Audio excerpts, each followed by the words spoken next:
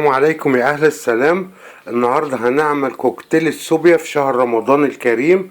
كل سنة وانتم طيبين.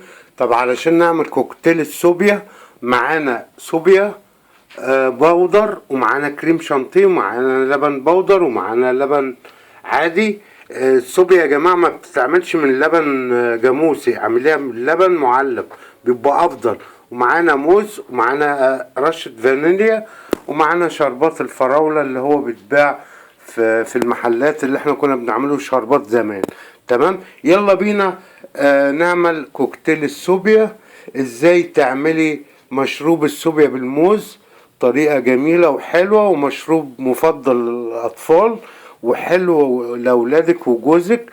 مشروب صحي وجميل. يلا بينا نشوف هنعمل كوكتيل الصوبيا في شهر رمضان ازاي. علشان اعمل معايا لتر حليب، دي حليب معلب افضل بكتير. ونقول بسم الله. ازاي تعملي مشروب الصوبيا بالموز؟ طريقة جميلة وحلوة. معانا 3 صوابع موز هنقشرهم، تنزليهم كده يا جميل. حاجة جميلة وحلوة، ولادك هينبسطوا من المشروب ده الجميل ده. هتضربي الاول الموز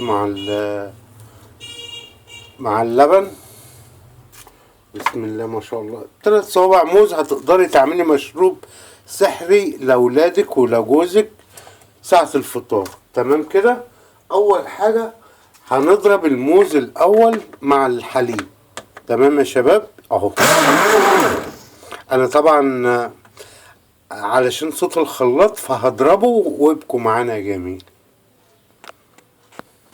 كده انا ضربت الموز مع اللبن او مع الحليب. معانا رشة فانيليا، رشة صغيرة كده.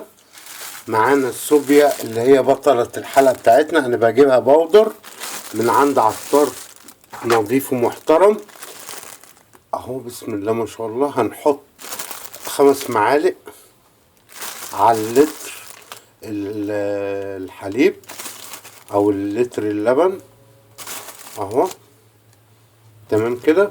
وبحط عليهم معلقة لبن بودر، دي لبن بودر اهو. بسم الله ما شاء الله. لبن من نوع نظيف.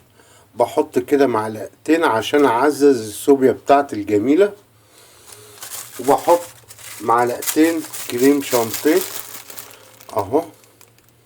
اي حاجة بتحطيها طعم بيطلع الوصفة بتاعتك جميلة في الاخر. حطيت معلقتين كبار كريم شانتيه. وادي كل اللي احنا هنعمله يا قشطة. هنقفل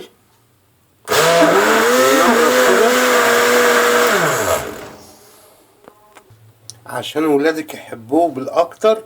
معانا شربات الفراولة، بتحط كده يعني حوالي معلقة صغيرة في قلب كل كوباية. بسم الله ما شاء الله اهي. وتروحي نازلة يا جميل بكوكتيل الصوبيا. بسم الله. حاجة جميلة كده. اجمل كوكتيل صوبيا تعمليها في شهر رمضان الكريم. صوبيا بسم الله ما شاء الله. حاجة اولادك هيفرحوا بيها قوي اهي. يا رب تكون الوصفة عجبتكم. وتيجي على الوش كده تروح عامله لهم ايه، حطلهم كده، لان ولادك هيشربوا منها. ومغذية، فيها لبن بودرة، فيها جميع الامكانيات اللي احنا عملناها. يا رب تكون كده الوصفة عجبتكم. احلى مشروب تعمليه لاولادك وجوزك. بسم الله ما شاء الله. شايفين الجمال اهو. مشروب الصوبيا او كوكتيل الصوبيا في شهر رمضان الكريم اهو يا جميل. يا رب تكون الحلقة عجبتكم. وطبعا لو عندك كوبايات تانية ممكن تفرغي فيها الباقي. احلى مشروب صوبيا بالموز تشربيه في رمضان. يا رب تكون الوصفة عجبتكم ونالت اعجابكم. كل سنة وانتم طيبين يا احلى اخوات ليا عرفتها من لحظة ما فتحت القناة. وأمان عليك، لو عجبتك الوصفة يا جميل دوس لي لايك. في رعاية الله وأمنه، في حلقة قادمة.